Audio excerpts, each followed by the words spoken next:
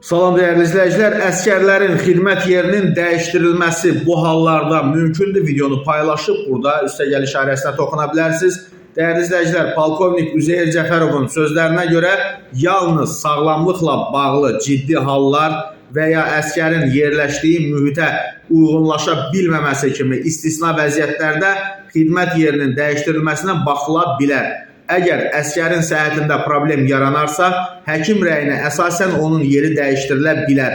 Bəzən də adaptasiya və psixoloji uyğunlaşma çətinliyi müşahidə olunduqda bu nəzərə alınır və yer dəyişmə qismən həyata keçirilir. Amma bu çox nadir hallarda olur. Üzeyir Cəfərov əlavə edib ki, əvvəllər ailə vəziyyəti, məsələn əskərin ailənin tək övladı olması və ya valideynlərinin xəstə olması kimi hallar da nəzərə alınırdı. Lakin hazırki sistemdə bu amillər xidmət yerinin dəyişdirilməsi üçün əsas sayılmır. İndi belə müraciətlər qəbul edilmir. Xidmətin təşkili və ədalətli bölgü prinsipi qorunur. Əskərin hansı bölgədə xidmət etməsi onun fərdi istəyindən asılı deyil, ordunun ehtiyaclarından asılıdır.